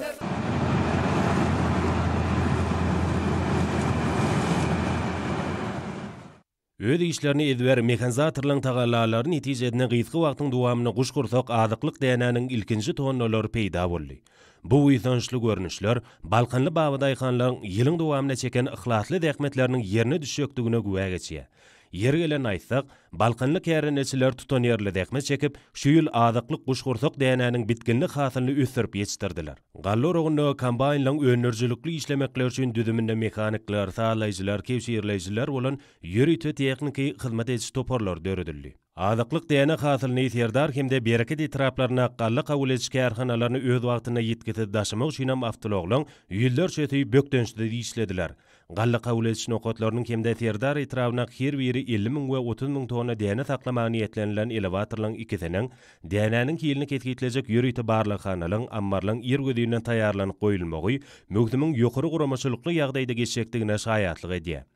Davaran geçen ýerine öňde duran mühim wezipelere bagyşlanan iş matlagydam işen ýagdaýda dowam etdirildi. Onda welaýatyň owy hojalyk toplumynyň hünärmenleri, welaýat polisiýa müdürliginiň ýangyn howpsuzlygy bölüminiň wekilleri çykyş edip, kombaýnlaryň iş düzgünleri, ýangyn howpsuzlyk düzgünlerini berza etmeň mühim ähmiýeti barada gurrun berdiler. Balkan welaýatynyň etrapdyr şäherlerinden gelen meşhur bagşy taýdanlaryň Usat Aýdymçylaryň seper höwesiniň ýerini ýetiren döwrewap aýdym taýdanlaryna berqarar döwletiň täze ýamynyň galkynçy döwrüniň halkyň arkadagly zamanasy ýylynyň, arkadagly Serdarymyzyň ýylýurt bähwetli beýgi işleriniň, täze özgörtmeleriň, edermen baba daýhanlarymyzyň zähmet üstünlükleriniň wasfy ýetirildi. Welaýatyň tanys halk döwrüjülük toparlarynyň şowly çykyşlary bu ýere ýygnananlara ruhy lezzet paýlady. Ulu şahatlyk şowkuny çäkde joşgyna eýe bolan pursatlar bolsa bir-birinden üýtgeşik guralan toý çäreleri bilen utgaşyp uzak günläp dowam etdi. Olarda şahannaz Balkanly ýylleşlerimiz, seper höwesiniňlerimiz öýleriniň ýürek buýsançlaryny aýdym saatlan, gadallan kuş tepdilen üstü bilen joşgyny beýan etdiler. Davaran geçen ýerine welaýatyň owy hojalyk toplumynyň gaýtadan işleýän senagatynyň önümlerinden guralan sergilere de giň orun berli. Bereketli topragymyzyň nygmatlary bolan çörek we çörek önümleriniň goýak bakşy miwe önümleriniň sergileri hasa täsirli boldy. Hatara dikilen 6 ganat ağa goýulan gözel görküne gelişik berip, Türkmen hallary bilen bir kemsiz bedelen telerlerde ili işlerini gumra bolýan zenanlarymyzyň aýdyp beren monjgatdylardyr läleleri, joşgunly gadallary, gelin ýylan ümeleri, tunugy dostatlarynyň ýerine ýetiren şerin aýdym taýlary, tanf we halk döwrüjülük toparlarynyň şowly çykyşlary bolsa, gallaçylary öňde duran mühim mögdümde belent üstünlükleri ruhlanyrdy. Soňra bereketli Balkan topragyndan ýygnalýan guşgursak dänäniň ilkinji tonalary Serdar etrafyna gally önümler kärhanatynyň gally kabul etiş bölümine awtologlaryň üznüksiz kerweni bilen uğradyldy. Ak buğdaýyň bereketli hasyndan ýüklenen bezemen awtolog kerweni gahrman arkadagymyzyň gurduran gözel binalarynyň deňinden geçip gally kabul etiş bölümine dawral ýagdaýda garşy alındy. Davrada hormatly prezidentimiziň paýhatly başçylygyny tutuş ýurdumyzda we Balkan welaýatyna bolup geçýän äwrt uly taryhy özgörtmeler, ýetilýän belen tepkitler, gün saýyn dowamy tapýan täze urwaçlyklar dogrusyna gonçly söhbetler edildi. Gally hasyl ýüklenen ulaglaryň getiren buğdaý hasylynyň agramy ölçenip, ýöri-ýeti taýýarlanan ýerlere düşürildi. Berqarar döwletiň täze ýamynyň galkynşy döwrüne arkadagly terdarmydyň döwlet derejetindäki aladalaryndan gowunlar galkynan Balkanly medeniýet we sunwady işgärleri bu dawaral şäherede özleriniň joşgunly çykyşlary bilen oňa gatnaşanlaryň buýtançly gowunlaryny hassa belende göterdiler. Balkanly medeniýet we sunwady saatlary bolsa joşgunly aýdym saallary bilen eşretli zamanamydyň edermen baba daýkanlarymydyň sapaly durmuşymydyň taryhyny ýetirdiler. Buğdoyu orlan meydanlaryň samanyny desine ýygnalyp, awtologlar bilen mallyň gyş öýerlerini tarap ugradylyp başlandy. Yerliň türmi işleriniň guramaçylykly giyersilmegi bolsa, güýlük buğday ekisine taýýarlyk işleriniň eýämden başlananynyň güwäsdir. Häzirki wagtda vilayatda gallyk hasyndan boşan yerliň türmi işleri gije günüýdiň dowamyna amal asyrylýar. Harmangyzy bereket, Balkanly gallaçylar. Men Balkan vilayatynyň Türkmenbaş şäheriniň ýaşaýçysy Türkmenistanyň hormatly il ýaşulsy aman geldi Rejep. Berqarar döwletimiziň täze ýamynyň galkynşy döwründe hormatly Hacı Arkadagy serdarymyz owuzlygy östürmekde ýurdumyzda beýik işleri durmuşa geçirýär. Arkadagy serdarymyzyň taýsy taýlasy bilen ýurdumyzyň daýhanlary yer, su, dökün bilen doly üpçün edilýär. Hormatly arkadagy serdarymyzyň ýolbaşçylygynda şu ýyl Balkan vilayatynyň daýhanlary Türkmeniň guşgursak ak buğdoyunyň bol hasylyny östürip ýetişdirdiler. Ene şu gün hormatly arkadagy serdarymyzyň ak patatynyň uruklaryndan daýhanlar ýaşullaryň bismillah bilen buğdoy orogyny giyişdiler. Päkide asmanly döwletde bahtyar durmuşda ýaşaýan halkymyzyň saçaklary Türkmeniň ak buğdoyunyň bişirilen çörekler hemişe bezat dursun. Arsgal bereket artsın. Bizi şular ýaly eşeretli durmuşda ýaşamak üçin ähli şertleri döretip berýän gahryman arkadagymyzyň we arkadagy serdarymyzyň jan sag bolsun, ömür uzak bolsun, il wähbetli, ýurt ähmetli tutumly işleri hemişe rowaşlyklary beslensin. Harmanyňyza bereket edermen gallaçylar. Kädiňize bereket arkadagy serdarymyz. Halkyň arkadagly zamanasy ýylynyň orok mögütümine giyerşilmegi münasibetli Daşowut vilayatyna geňiş matlagat geçirildi. Matlagatda gally orogyny guramaçylykly geçirmek we däne orji kambaýnyň sağlaşykly işini üpçün etmek bilen baglanşykly meseleler ara alınıp matlagatlaşyldy. Mögütümiň bütün dowamynda ýanyň howpdurlygynyň düzgünleriniň pugta berza edilmeligi hakynda matlagatda gullugyň işgärleri giňişleýin durup geçdiler. Çykyk geplen adamlar şu ýylyň buğdoy orogynyň öz wagtyny geçirmegi, ak buğdaýyň ýekiji dähnetiniň hem rya edilmän ýygnanmagy üçin zerur çäreleň görülendigini bellediler. Onda owa zähmetkeşleri barada edilýän uly aladalar üçin watanymyzyň awadançylygyny hemde ötüşine münasip goşunt goşýan kärençiligiň durmuş üpçünçiligi we netijeli zähmet çekmegi ugruna döredilen şertler üçin hormatly prezidentimize tüýsörekden çykýan alkyş töller aýdyldy. Gally orogyna girişilmegi münasibetli ýaşuly netliň wekilleriniň öňdewarjy gallaçylaryň mekanizatorlaryň Daşowut şäherindäki vilayatyň taryhy ülkäni öwrenç muzeýine aýlanyp görmekleri hem täsirli pursatlara baý boldy. Daşowut şäherindäki Türkmen Owa Hojalygy institutyna geçirilen okuw sapagym özüniň täsirligi bilen tapawutlandy. Onda gally orog döwrüne ulanjak teknikalar, owa hojalyk gurallary, tohumlyk buğdaýyň durly görnüşleri, gally orogyna gatnaşak teknikalaryň iş düzgünleri, ýokary önürjilik we beýlik aýratynlyklar barada gurrun edildi. Vilayatyň goýrogly trawynyň magtumulladyna daýhan birleşiginiň kärençileriniň ihlasly zähmeti bilen kemaly getirilen ak buğdoýly meýdanlar gowunyň öterýär. Vilayatda gally orogyny gysga möhletde ýetkizip geçirmek üçin zerur guramaçylyk çäreler görüldi. Kemaly getirilen hasyly vilayatyň akin usatlarynyň gysga döwürde 145.000 hektardan 265.000 tonnalyk belin gally harmanyny döreçekliklerini anamartdyrýar. Bu ýerdäki gally orogyny işlediljek kombaýnlaryň we däne daşamakda peýdalanjak awtologlaryň öz bolşy ajaýyp hatarlary dawaran aýratyn bedegine öwürli.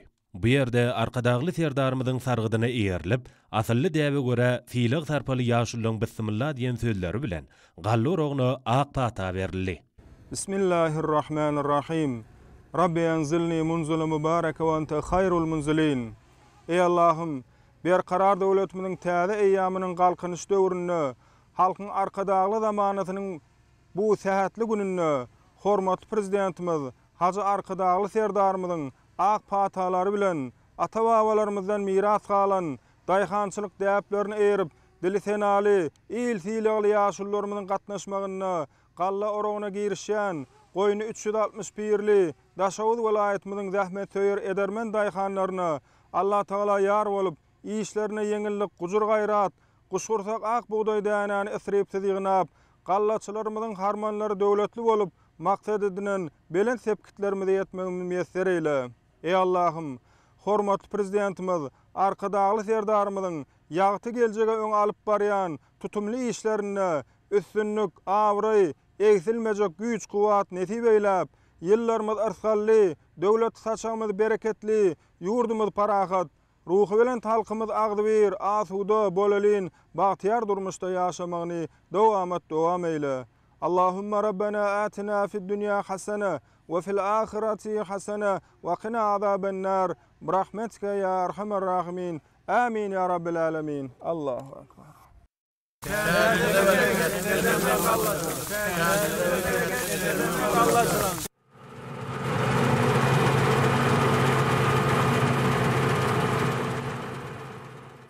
Hormatly prezidentimiň bimeşer aladalaryndan ýygyderli kömek golluglarynyň uruklanan Daşow dolaýatynyň gallasy babadyhanlary buğday ekilen meýdanlaryň ähli ýerinde de bereketli hatylyň ýetişdirilmegini üpçün etdiler.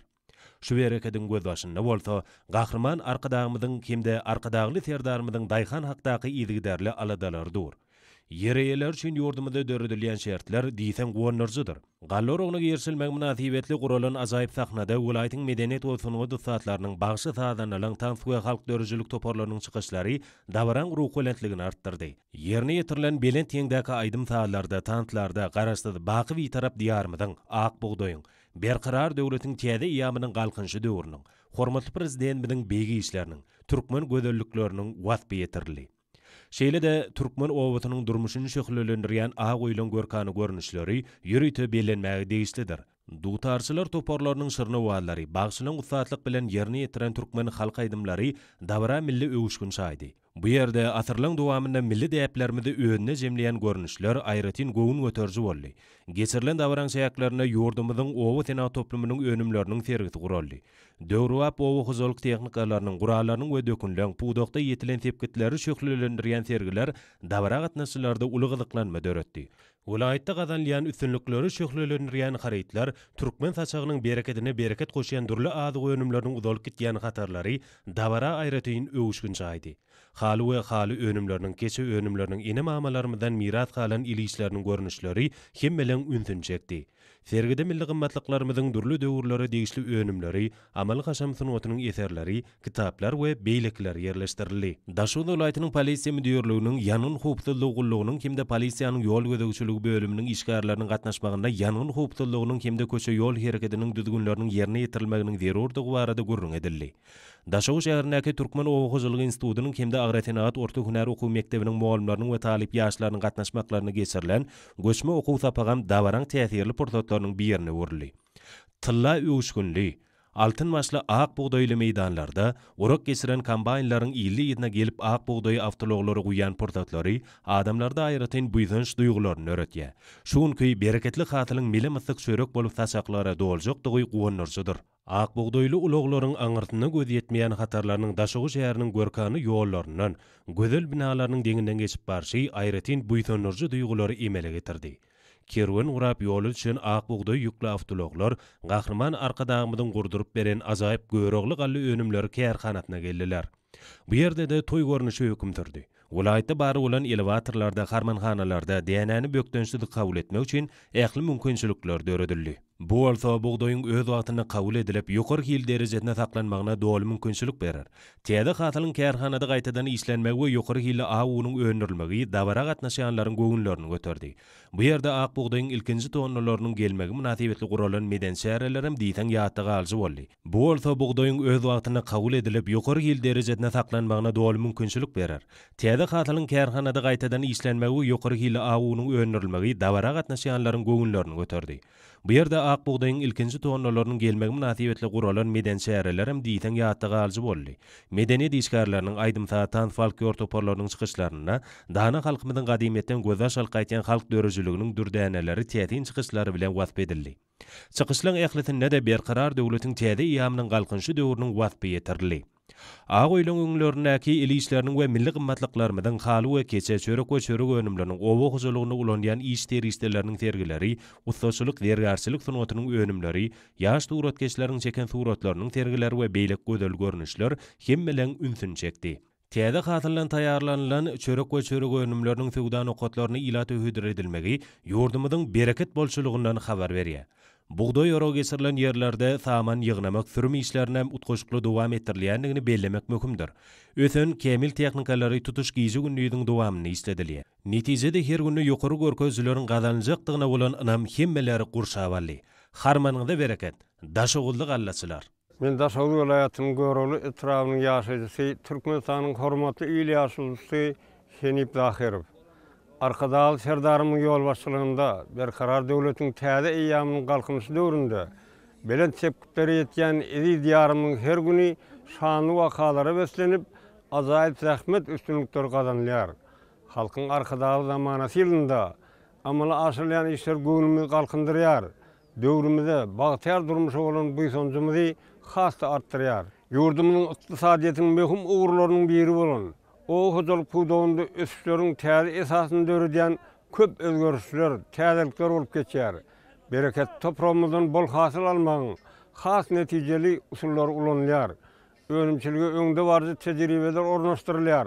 Ilmyň we teknikanyň häzirki zaman gazananlary ata-babalarymyň döredýän gymmatly ekrançylyk däpleri bilen sazlaşyp, baba daýhanlarymyz sahawat toprağymyzdan bol hasyl alýarlar. Halkyň arkadaşly zamanasy ýylynda Kuşkursak ak buğdaylı altın ölçkünlü meydanlar kalbini nur sayar. Türkmenistan'ın hormatly ýyly ýaşulysy, Gahrman arkadağımızın nuskoluk peder yolunu devam edýän Hacı Arkadağı serdarymyň ak patasy bilen ýurdumyzda gally orowuna girişildi. Şuň asylly däwe eýerilip, ýaşy dilek niýetler bilen, iltilawly ýaşullaryň bismillasy bilen o hojalyk işgärleriniň gallasy daýhanlarynyň gatnaşmaklarynda welaýatymyň Göröli etrawynyň Matymly daýhan birleşiginde gallarowna başlandy. Arkadaşly serdarymyň edýän aladalary bilen baby daýhanlarymyň netijeli işlemegine, yerden bol hasyl öndürmegine ýokary şertler döredilýär. Daýhanlara tohum, dökün, suw, teknik hyzmatlar ýeňillikli bahalardan berilýär. Tapşyrylan hasyl üçin dessine hataplaşy işler geçirilýär. Daýhanlara edilýän goldawlar olaryň bol hasyl öndürmäge bolan ihtilasyny hatda artdyrýar.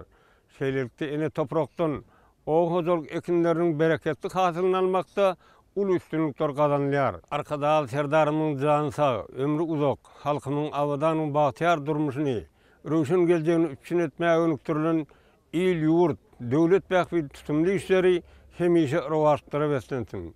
Harmanyňda bereket arkadaşly serdarymyz, çäziňde bereket edermin gallaçylar. Ýurdumyzyň Sağlyk Uraş we Derman Senaty ministrligine Lewap vilayatynyň Köpügürli hastahanasyna geçirilen hoşallyk maslahatlary işe häsiýeti betlendi. Gahrman Arkadağymyzyň Lewap vilayatynyň Köpügürli hastahanasyna gelip alınıp barýan işler çağlaň saglygy bilen gyzyklanmagy hoşallyk maslahatlarynyň esasyndadyr. Berkarar döwletiň täze ýamynyň galkynysy döwründe ýurdumyzda çağlaň sazlaşykly ösüşini ýola goýmak, şol wagtda eneleň saglygyny goramak we berkitme uğruna döwlet tarapyndan ýygdarly alad edilýär. Bu ýörelgeler durmuşa geçirilýän döwlet siýasatynyň ileri tutulýan ugurlarynyň biridir. Saglyk goraýşylygymyň ösüşi lukmançylyk kömeginiň häzirki zaman ölçeklerini, ýurdumyzyň däpleriniň we gazananlarynyň dünýä tejribesi bilen utgaşmagyna, ilatyň saglygynyň gorulmagyna toplumlaryň temeleşme bilen urukdurylýar. Bu ýagdaý degişli urdaky ösüşlerimizi öpçün edýär. Degişli urda beren sepetlen eýilenýän any Gahrman Arkadağymyzyň Lewap vilayatynyň Köpügürli hastahanasyna bolup alınıp barylýan işler çağlaň saglygy bilen gyzyklanmagyna aýdyň ýüze çykdy. Bular barada aýtmak bilen maslahatlara gatnaşyjylar. Degişli urda amala aşyrylýan işler üçin hormatly prezidentimize hoşallyk bildirdiler. Melim bolşýary halkymyzyň saglygy we awadançylygy baradaky alada köpçülikliň beden terbiýe sagaldyş hereketini höwetlendirmek ýygdarly durmuşa geçirilýän döwlet siýasatynyň ileri tutulýan ugurlarynyň biri bolup durýar. Çağlar baradaky alada olaň sagdan bilimli bolup ýetişmegi ýurdumyz üçin uly gymmatlykdyr. Saglyk Uraş we Derman Senaty ministrliginde maslahata gatnaşyjylar hormatly prezidentimize ýüklenme kabul etdiler. Şeýle maslahatlar Ahal, Balkan, Daşoz, Mar vilayatlarynyň saglyk Uraş müdürlikleri tarapyndan geçirildi. Türkmenistan prezidentinin tavsiýeligi boýunça Gahrman Arkadagymyň Seýitnazar Seýdadyna Türkmen Döwlet Mugallimçilik Institutynyň mugallimleri we talipleri bilen duguşmagy münasibetli geçirilen hoşallyk maslahatyny işin häsiýet mahsus boldy. Döwletimiziň ýaşlar siýasatyny hasam kämilleşdirmek, okuw terbiýeçiligi işini ösdürmek hemde okutmagyň ýollary, okuw işlerine sany ulgamy ornaşdyrmak, milli bilim ulgamy üçin ýokary derejeli hunermenler taýýarlamak barada pikir alşylmagy talipleri, mugallimleri täze üstünlikleri ruhlanyrdy. Bu ýagdaý hoşallyk maslahatlaryny edilen çykyşlaryň esasyny dözi. Häzirki döwürde durmuşa geçirilýän ýaşlar siýasatynyň maksady Türkmenistanyň ýaş nesliniň kemal helmegine, şahsiýet hökmüni ösmegine, aň paýhas dörejilik hemde ruhy mümkinçilikleriniň jemgyýetimiziň, döwletimiziň bähwitlerini gönükdirilen has amatly şertleri döretmekden ibaratdyr. Ýaşlar baradaky alada üçin okuwda ýokary netijeleri gazanmagy, almy gözlegler alyp barmagy döredilýän mümkinçiligi ýokary okuw mektebiniň talipleri, mugallimleri hormatly prezidentimize hoşallyk sözlerini beýan etdiler. Häzirki günlerde döwrümizin derwäs meseleleri bilen baglanşykly maslahatlara geňer merliýe işin häsiýetli çäreler ösüşlerimiziň öz boşly beýanydyr. Alimler gün münasibetli Murat Harif adynaky Türkmenistanyň Döwlet Lukmançylyk Üniversitetinde berkarar döwletiň täze ýamynyň galkynşy döwrüne sağlyk goruş alymynyň dawralanmagy atly almy amal maslahat geçirildi. Maslahatda Lukmançylyk Üniversitetiniň professor mugallimleri, talipleri we üniversitetiň döwümindäki merkezliň lukmanlar tarapyndan häzirki zaman dünýä luňlaryna laýyk gelýän döwre we multimedia tehnologiýalarynyň peýdalanyp lukmançylyk alymynyň wajyp meselelerine bagyşlanan çykyşlar edildi. Maslahatyň dowamyna üniversitetiň Melhem Aýdymsa topary çäre aýratyny owşun berdi. Berkarar döwletiň täze ýamynyň galkynşy döwrüne türkmen halkynyň sarpatyny belentlikleri götürýän hormatly prezidentimiz Lukmançylyk Üniversitetiniň professor mugallimleri we talipleri sag bolsun aýtdylar. Daşow şäherindäki Türkmen Owakyjylyk Institutynda halkyň arkadagy zamanasy ýylynda dawraly belenilýän alimler güni münasibetli alim ulgamyny ösdürmek döwlet siýasatynyň iler tutulýan ugurlarynyň biridir atly professor mugallimliň, hunermenliň, aspirantlyň we talipliň gatnaşmagyny almy amal maslahat geçirildi.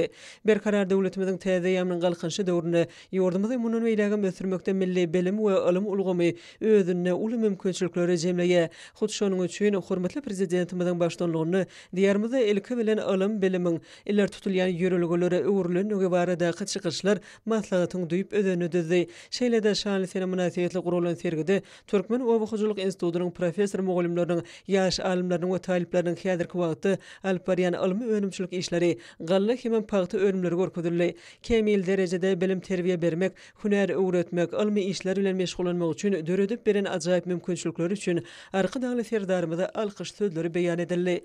Oğuzhan adynaky Injinier Tehnologiýalar Üniversitetinde şanly sene münasibetli geçirilen almy amal maslahaty ýokary ruhlanetlik mahsus boldy. Bilimler güni münasibetli Türkmenistanyň Döwlet Energetika Institutyna alim täze ýamyň ösüş guraly atly almy maslahat geçirildi. Türkmen Döwlet Maliýe Institutyna alimler güni münasibetli sanly iqtisadiýaty ösdürmekde alymyň orna atly almy amal maslahat geçirildi. Halkara insanperwer alimler we ösüş üniversitetine alimler güni münasibetli geçirilen almy amal maslahaty işçiň häsiýet mahsus boldy. Almy gözleglerde ýokary netijeler gazanmak boýunça amal aşyrylan işler barada çykyşlara uly orun berildi. Alimler güni münasibetli matmul adynaky Türkmen Döwlet Üniversitetinde Balkan, Mari vilayet iqtisady orta huner okuw mekdeplerine, Xydar Derýaýew adynaky mugallimçilik mektebine geçirilen maslahatlar netijeli tarapdan häsiýetlendi. Harwy Deňiz Institutyna geçirilen çärede alimler gününe bagyşlandy. Türkmenistanyň sport we ýaşlar siýasaty ministrliginiň guramagyny Türkmen Döwlet Beden terbiýe we sport institutyna geçirilen şäher alimler gününiň däwreleri bilen utgaşdy. Halkara sport ýarşlaryna ýeňiş gazanan milli türgünlerimizi silaglamak däwresi aýratyn ähmetli boldy. Hormatly prezidentimiziň adyna aýdylan alkyş sözleri däwranyň içinden erşargaç bolup geçdi. Hormatly prezidentimiziň sport we köpçülikliň beden terbiýany ösdürmek baradaky tagallasy üstünlikleri öpçüne diýen aýratyn ýygtyrly. Alimler gününiň çäreleri bilen utgaşan däwrede şu ýylyň geçen döwrüne üstünlikli çykyş edip ýeňiş gazanan türgünleri hormatly prezidentimiziň adyna sowgatlar goşurly. Özleri baradaky aladalary sowgatlar üçin hormatly prezidentimize hoşallyk bildirmek bilen türgünler täze üstünlikleri gazanmak ugruna ihlas etjekdiklerini anandyrdylar. Türgünlerimiziň gazanan ýeňişleriniň göz başyny hormatly prezidentimiziň duranlygy aýratyn belenildi. Soňky ýyllarda ýurdumyzda hem hormatly prezidentimiziň taýsy tagallalary bilen we ýakynyň gurulup bermek netijesinde ýokary netijeler sport täze ösüşleri gollary iýetdi. Tälimçiler, hünärmenler sport ötürmekde edýän gollawlary ähli döredilýän mümkinçilikler üçin hormatly prezidentimize hoşallyklaryny beýan etdiler. Türkmen Owy Hojalyk Üniversitetining taýyplary nazaraty alan bilimlerini tejribelikleň esasyny önümçilik işlerine utgaşdyrmak maksady bilen ýokary okuw mekdebiniň okuw tejribe hojalygyny ösürip ýeşdirilýän gowaça meýdanlaryny alyp berilýän agrotehnika çäreleri professor mugallimlaryň gatnaşmagyna ilmi nukta nazardan öwrenmekleri netijeli tarapdan häsiýetlenýär. Munyň ilmleri gününiň dawaralary bilen utgaşmagyna çoň many mazmuny bar. Türkmen Döwlet Iqtisadiýat we Dolandyryş Institutyna geçirilen ilimler gününe başlanan aýdymsal dörejelik duşugyna alim arkadamyň çoň paýhasyna ýogurylan kitaplary, şeýle-de hormatly prezidentimiň parasatly başdanyna ilim ulgamynyň soňky gadananlary barada söhbet edildi. Hormatly adamlar, indi bolsa ýurdumyzyň welaýetleri we paýtatymyz Aşgabat şäherinde şu gün 11-nji iýuny günni boljak howa barada Türkmenistanyň howa maglumatlygynyň berýän habary bilen tanış boluň.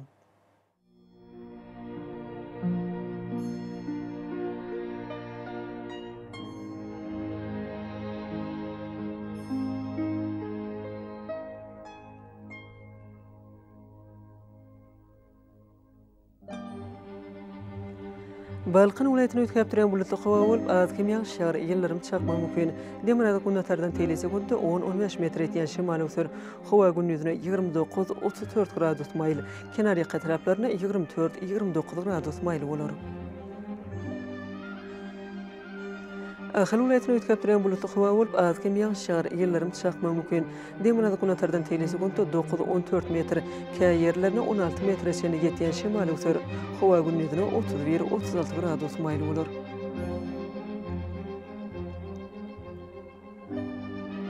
Mary welaýatyny ötkäpdirän bulutly howa bolup, demirada günnatardan telesi günde 9-14 metr etýän şymal ösür. Howa gündüzüne 33-38 gradus ysy bolar.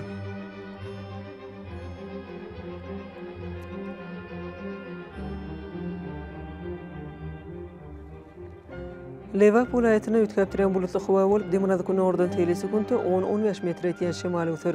Howa gündüzüne 35-40 gradus ysy bolar.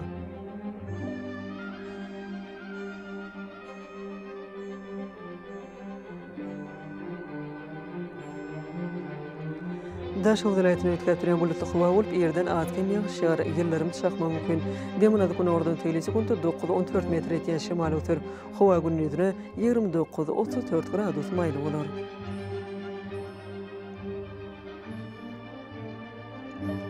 Paýtatymyz Aşgabatda ötkäpdirän bulutly howa bolup, bunyň ikinji ýarymyna azgym ýağşar ýyllarym çakmak mümkin. Demirada günnatardan telesi günde 10-14 metr etýän şymal ösür. Howa gündüzüne 32-34 gradus maýl bolar.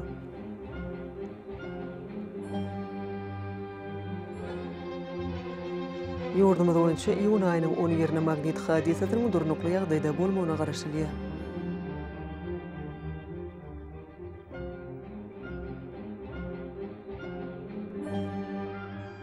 Eziz vatandaşlar, Tumas paslyna howanyň derejesiniň ýokarlanýanyny nazara alyp, paslyň aýratynlyklaryna laýyklykda geyinmegi, güniň ýetişiklerinden goranmagy, şeýle-de ýurdumyzda hereket edýän şahsy we jemgyýetçilik arasaçylyk tertipdizginlerini berja etmegi maslahat berýär. Mehriban dinleşler, bulary berk berja etseňiz ýylyň islenip paslyny öz saglygyňyzy gorap bilersiňiz.